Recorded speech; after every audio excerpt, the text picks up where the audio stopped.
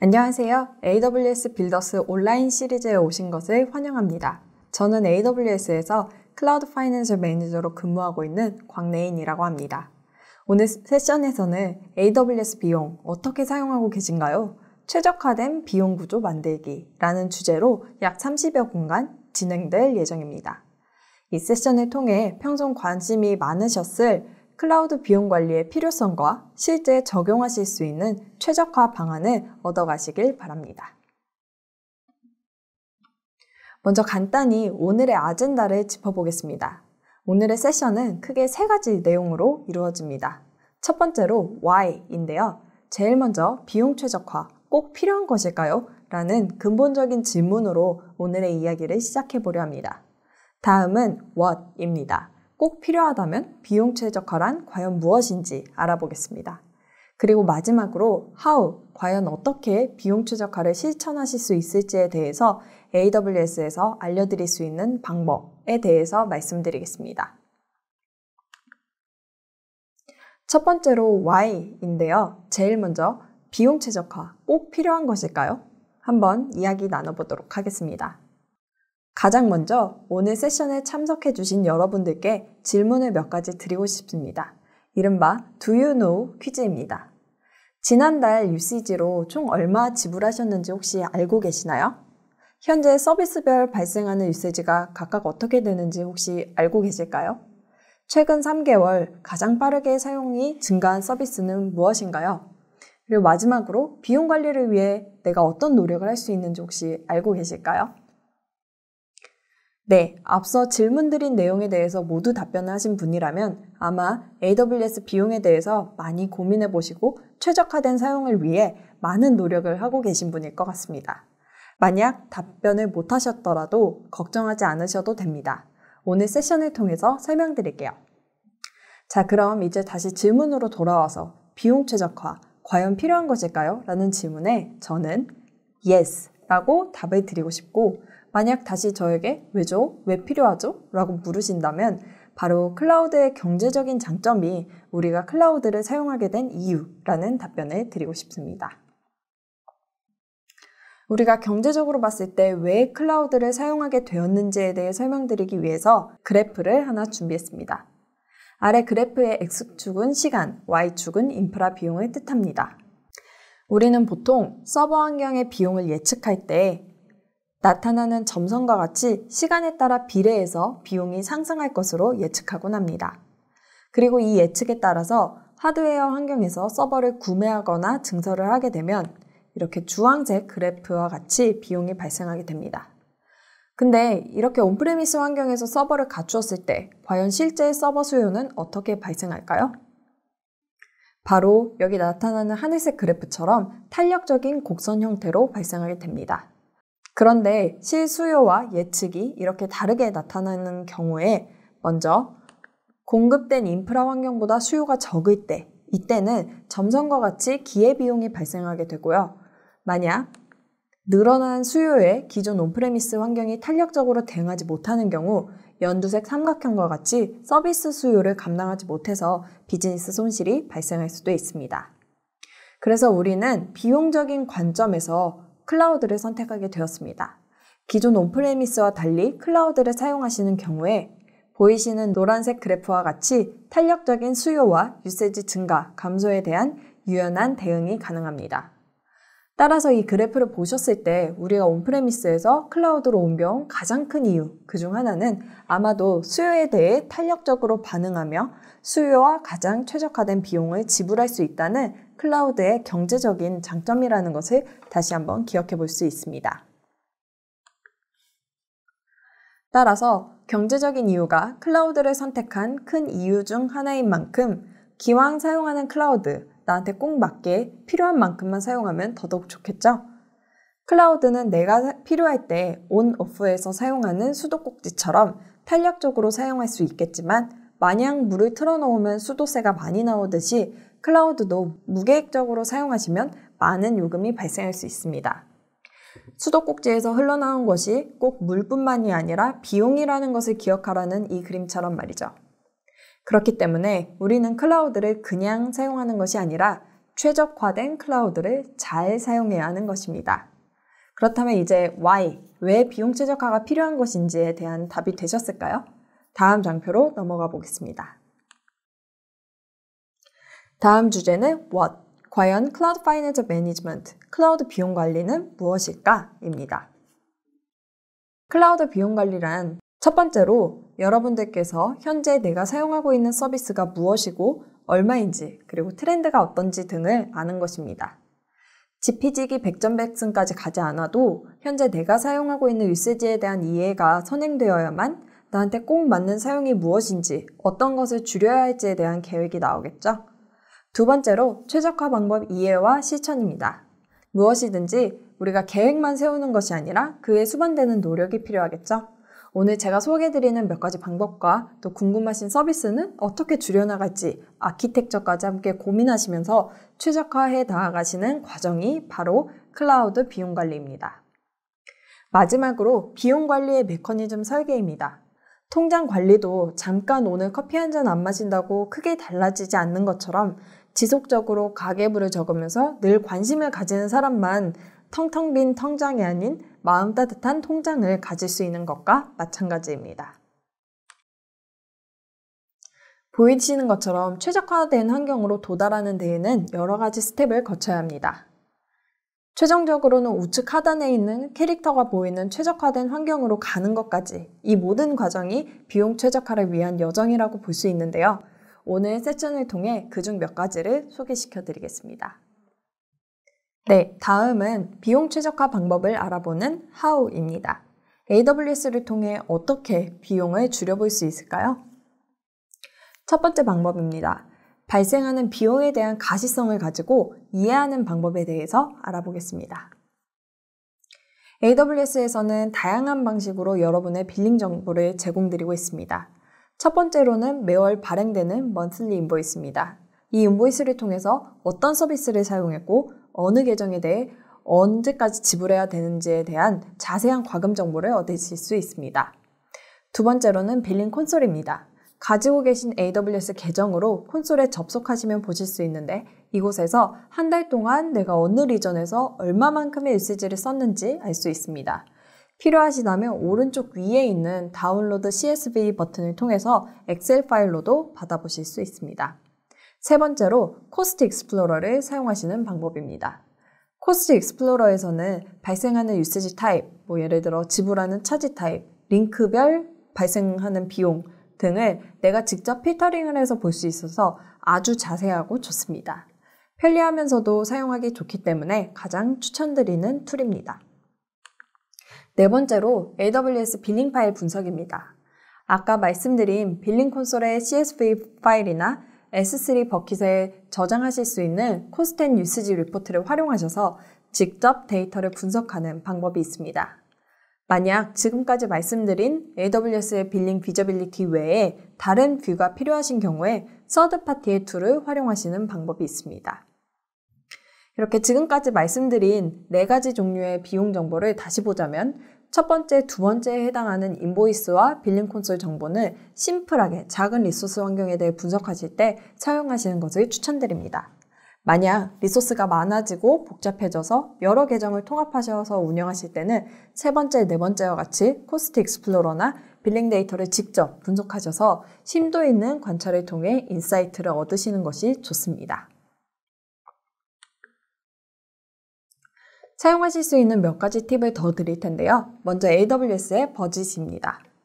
AWS 버짓을 사용하시면 설정하신 예상 비용이나 유세지를 벗어날 때 시스템에서 여러분들께 노티피케이션을 드립니다. RI 유틸라이제이션이나 커버리지에 대해서도 버짓 알람을 설정하실 수 있습니다.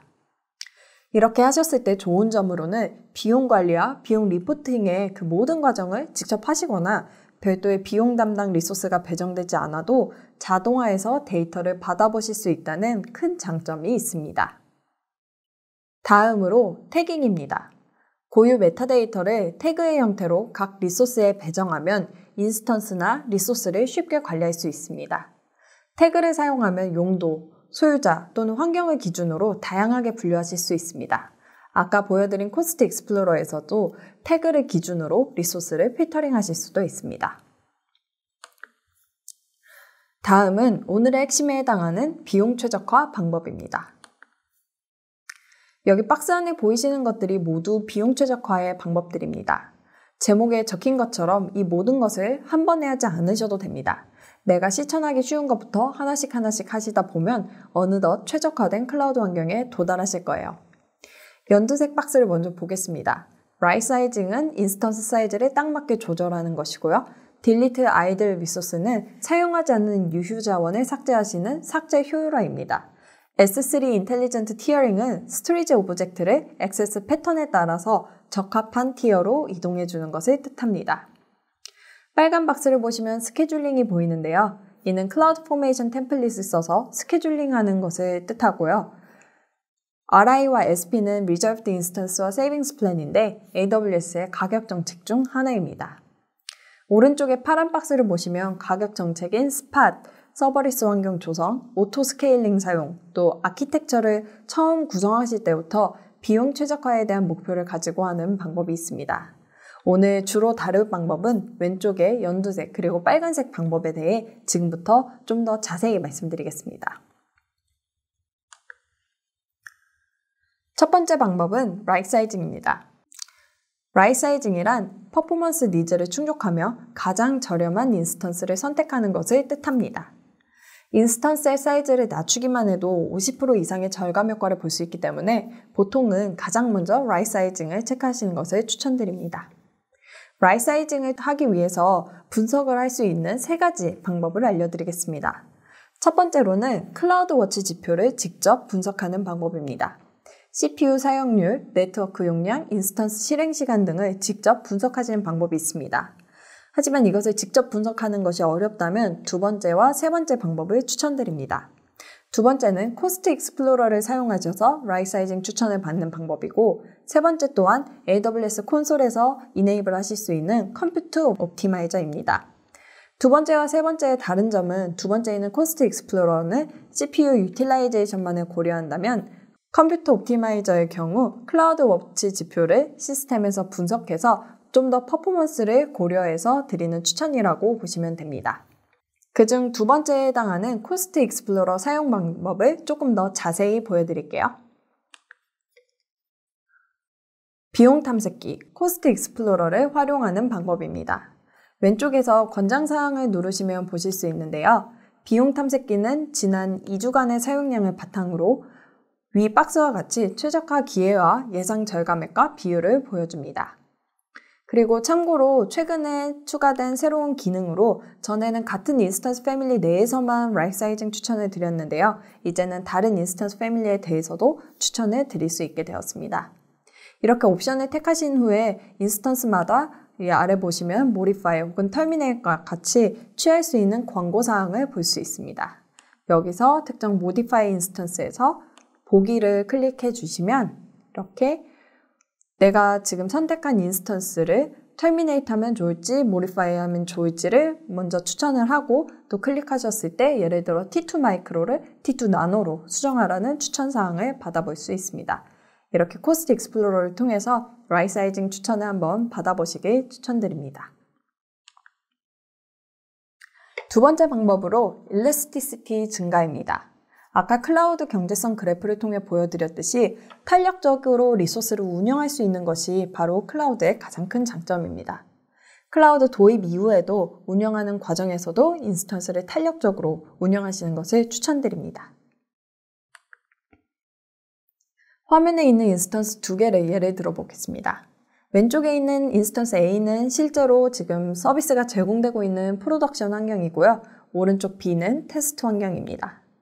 현재 서비스하고 있는 인스턴스 A는 24시간 켜져 있어야겠지만 B의 경우 테스트 환경이라 그럴 필요가 없겠죠? 그 경우에 우리가 근무하지 않는 주말에 인스턴스를 끌 수도 있겠고 또 출퇴근 시간인 9 to 6로 인스턴스 운영 시간을 줄여볼 수도 있을 것입니다.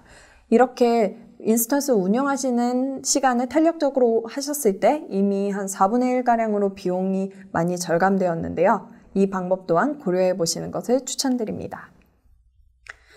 그런데 이 스케줄링을 직접 하려면 조금 불편하실 수 있기 때문에 직접 쉽게 스케줄링을 설정하실 수 있도록 AWS 인스턴스 스케줄러라는 솔루션을 활용하실 수 있습니다. 인스턴스 스케줄러는 클라우드 포메이션을 기반으로 사전 구축된 솔루션인데요. EC2와 RDS 인스턴스의 시작 그리고 중지 일정을 쉽게 지정하실 수 있습니다. 다른 툴을 소개시켜드리자면 오토 스케일링을 통해서도 캐패시티 탄력성을 높이실 수 있고요. 일부 비용을 지불하시고 서드파티 툴을 사용하는 방법도 있습니다. 앞서 보여드렸던 두 가지 방법, 라이트 사이징 그리고 스케줄링은 인스턴스에 대해 직접적으로 액션을 취해야 하는 것이었는데요. 이번에는 AWS의 가격 정책만을 사용해서 기존 리소스의 구성에 변경되는 내용 없이 비용 최적화를 하는 방법을 알려드리겠습니다. 왼쪽과 오른쪽 막대 그래프가 3개씩 있는데요. 양쪽 모두 사실 전체 막대 그래프의 높이는 비슷합니다. 이 높이를 여러분의 유세지라고 가정을 해볼게요. 왼쪽에 보시면 밝은 연두색으로 된 부분은 온디맨드 유세지고 할인되지 않은 정상가 요금으로 보시면 됩니다. 아래 보이는 짙은 연두색은 세이빙스 플랜 혹은 Reserved Instance라는 AWS 가격 정책에 영향을 받는 유세지입니다. 즉, 할인가가 적용되는 유세지겠죠? 그렇다면 왼쪽의 막대 그래프는 할인 적용이 되는 유세지는 적고 정상가의 비율이 높은 사용 구성이라고 볼 수 있겠습니다. 이번에 한번 오른쪽을 볼게요. 이번에는 짙은 연두색의 비율이 높아졌습니다. 즉 AWS에 할인가가 적용되는 유세지가 많아지고 정상가 유세지가 적어졌습니다. 이렇게 되었을 때 우리는 왼쪽과 오른쪽의 유세지당 단위 가격이 할인이 적게 적용된 왼쪽에 비해서 오른쪽이 훨씬 더 저렴할 것이라는 것을 알 수 있습니다. 저희 AWS에서 제안드리고 싶은 비용 추세는 바로 이 노란색 그래프와 같습니다. 비록 여러분의 사용량은 비즈니스 성장에 따라 증가할 수 있겠지만 보여드리는 것처럼 AWS 가격 정책을 도입하셔서 단위당 비용을 점진적으로 줄여나가시는 것을 추천드립니다.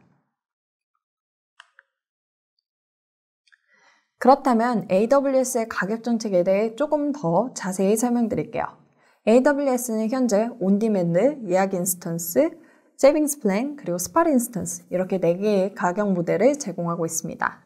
먼저 온디맨드는 약정 없이 사용한 만큼의 지불하는 가장 기본적인 동시에 가장 비싼 요금제입니다. 사용하신 만큼 지불하시기 때문에 트래픽 예측이 어렵거나 스파이크가 있는 워크로드에 적용하시는 것을 추천드립니다. 다음으로 약정이 적용되는 프라이싱 모델인 예약 인스턴스, Reserved Instance라고도 하죠. 그리고 세이빙스 플랜이 있습니다.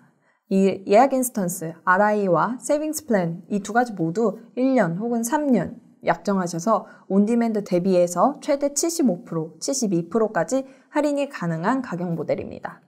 1년 이상 운영하는 안정화되고 예상 가능한 워크로드에 적합하고 이 두 가지의 차이로는 RI의 경우 어떤 인스턴스의 물리적인 속성에 대한 약정을 하시는 것이고요. 세이빙스 플랜은 시간당 사용하시고자 하는 금액에 대한 약정을 하시는 그 두 가지 개념의 차이를 기억해 주시면 좋을 것 같습니다. 마지막으로 스팟 인스턴스입니다. 스팟은 AWS가 운영하는 데이터 센터에서 남는 잉여 컴퓨팅 자원을 최대 90% 저렴하게 제공드리고 있고요. 테스트성 워크로드나 배치성 작업에 적용하시는 것을 추천드리고 있습니다. 그런데 가격 정책을 사용하시면서도 주기적으로 내가 약정한 할인이 어떻게 적용되고 있는지 관찰하시는 것이 꼭 필요합니다. 보시는 화면은 코스트 익스플로러에서 RI 커버리지를 확인하는 화면입니다. 내가 기존에 가지고 있는 리소스 중에 구매한 RI로 커버되는 인스턴스의 비율을 확인해 보실 수가 있습니다. 다음은 RI 유틸라이제이션입니다. 내가 구매한 가격 정책이 실제로 가지고 있는 인스턴스에 적용되고 있는지를 확인하는 것입니다. 예를 들어 C4 Xlarge에 적용 가능한 RI를 구매하셨는데 실제 적용되어야 할 C4 Xlarge가 여러분의 EC2에서 운용되지 않는다면 유틸라이제이션이 떨어지겠죠? 이처럼 커버리지와 유틸라이제이션 두 가지 모두 함께 관찰해야 하는 지표입니다. 마지막으로 스토리지 구성에 대해 말씀드리겠습니다. 보시면 US 이스트 기준 가격으로 S3 스탠다드는 기가바이트당 0.023불의 비용이 발생합니다. 그런데 S3 딥 아카이브는 1TB에 1달러 정도 비용이 발생해서 S3보다 23배 정도 더 저렴하다고 할 수 있습니다. 물론 데이터를 불러오는 데 드는 비용은 별도로 고려해야겠지만 순수 저장 비용만 보시면 딥 아카이브가 훨씬 저렴한 가격이 적용된다는 것을 알 수 있습니다. 이렇게 스토리지 클래스별 비용이 다를 수밖에 없는 이유는 바로 데이터를 아카이빙하는 저장 방식이 다르기 때문입니다. 보시면 hot, warm, 그리고 cold 이렇게 나뉘어져 있는데요. 온도가 뜨거울수록 자주 액세스하게 되는 데이터를 저장하는 스토리지 티어라고 보시면 됩니다. 자주 데이터를 불러오는 티어인 만큼 스탠다드에 가까울수록 비용이 더 비싸겠죠? 오른쪽 콜드에 해당하는 글래시어는 저장 비용은 저렴하겠지만 딥 아카이브 된 만큼 스탠다드 대비해서 데이터를 다시 불러오는데 시간과 비용이 더 많이 듭니다. 티어링을 하실 때 조금 더 편하게 하실 수 있는 방법을 두 가지 안내해 드릴게요. 하나는 수명 주기 규칙, 그리고 다른 하나는 인텔리전트 티어링입니다. 먼저 수명 주기 규칙은 데이터의 액세스 패턴 파악이 가능하신 경우 사용하실 수 있습니다. 30일, 60일, 90일 이후 오브젝트를 스탠다드에서 infrequent access, 원존 또는 글래시어로 이동하실 수 있습니다. 두 번째로 인텔리전트 티어는 데이터 액세스 패턴 파악이 어려운 경우에 유용합니다. 인텔리전트 티어가 데이터 패턴을 파악해서 스탠다드 또는 infrequent access 티어로 이동해 주기 때문에 편리하게 사용하실 수 있습니다. 그리고 마지막으로 어떻게 보면 가장 중요할 수 있는데요. 목표를 설정하고 앞서 말씀드린 4개의 과정을 주기적으로 모니터링하고 반복해 나아가는 메커니즘을 만들어야 합니다. 지금까지 우리가 비용을 관리하기 위해 기울여야 하는 여러 가지 방법과 노력들에 대해 알아보았는데요. 여러 가지를 실천할 수 있는 것을 방안들을 잘 알고 있는 것도 물론 중요하지만 더 중요한 것은 이런 실천을 지속적으로 유지해 나가는 것입니다. 첫 번째로 비용에 대한 올바른 이해를 가지는 것입니다. 앞서 보여드렸던 여러 가지 비용 툴을 사용하셔서 지금 현재 나의 유세지 패턴, 트렌드를 알고 있는 것이 굉장히 중요합니다. 그리고 파이낸스와 기술 파트의 협업이 필요합니다. 개인 서버 운영이라면 한 분께서 물론 하실 수 있겠지만 프로젝트 그룹이라든지 회사 단위로 운영하시게 되면은 기술이나 파이낸스 이 상호 간의 부서 간의 협력이 있어야 비용에 대한 노력을 기울일 수 있을 것입니다. 세 번째로 아래 왼쪽에 보시면 코스트 관리와 오토메이션이 있습니다. 알려드렸던 비용 관리 방법, right sizing, elasticity 증대, 가격 정책, 스트레이지 티어링과 같은 방법들을 아시고 또 버짓이나 오토 스케일링과 같이 오토메이션 하시는 것이 필요하겠죠. 그 옆에 보시면 옵티마이제이션의 책임과 KPI가 있습니다. 앞서 기술과 파이낸스 부서의 협력을 말씀드렸듯이 비용 최적화는 한 사람이 할 수 있는 것이 아니라 전사적으로 혹은 팀 전체가 모두 노력해야 하는 것입니다. 이런 노력의 방향을 세워갈 수 있도록 올바른 KPI, 예를 들면 RI 유틸라이제이션, 커버리지와 같은 지표를 설정하셔서 트래킹하는 것을 추천드립니다. 마지막으로 전사적인 노력이 필요한 경우에는 리더십 레벨의 서포트와 의지가 필요합니다. 그리고 이렇게 일부러 노력하지 않아도 늘 클라우드 오퍼레이션에 대해서 관심을 갖는 DNA가 있다면 우리가 조금 더 쉽게 더욱 딱 맞는 클라우드 사용을 하실 수 있겠죠?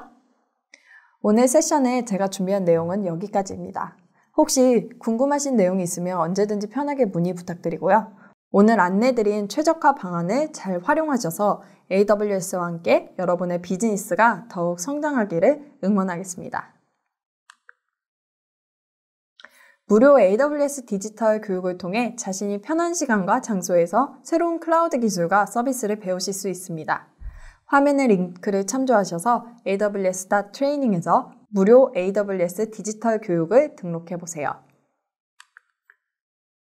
AWS 빌더스 온라인 시리즈에 참석해주셔서 대단히 감사합니다. 아마존 웹서비스의 광래인이었습니다. 감사합니다.